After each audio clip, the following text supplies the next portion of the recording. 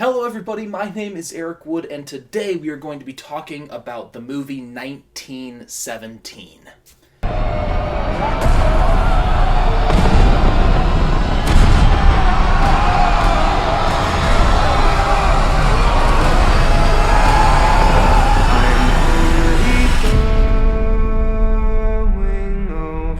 This movie is not Dove approved, and it's incredibly easy to see why. It has some of the most horrific and realistic depictions of violence I have ever seen put into cinema.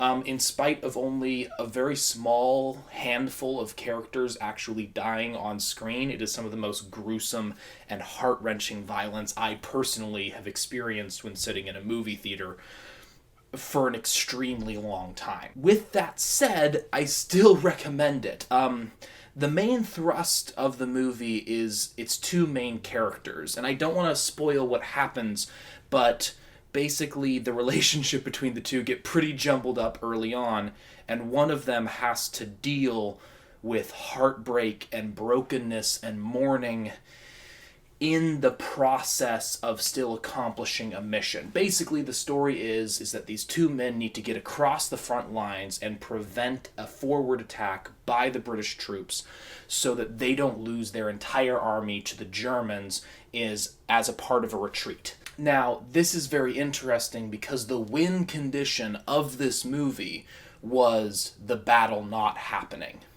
And the win condition of this movie was no progress being made, which summons perfectly what World War I was all about and what World War I was like. I believe someone told me that the entire battlefield of the Western Front was about 5 miles in diameter.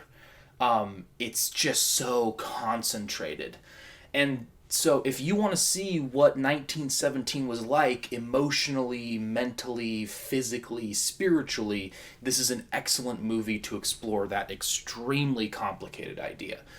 And more than that, I found myself very engaged by this movie because there was a very particular depiction of male sadness, of how men process grief, particularly when they still have a job to do, and the extremely complicated way that tends to manifest.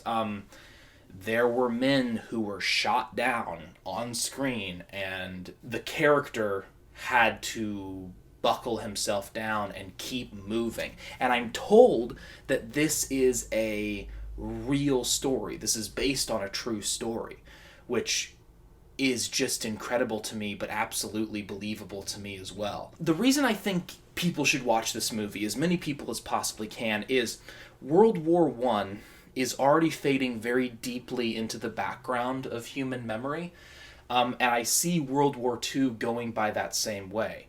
The main fallback that human beings have is that we forget things.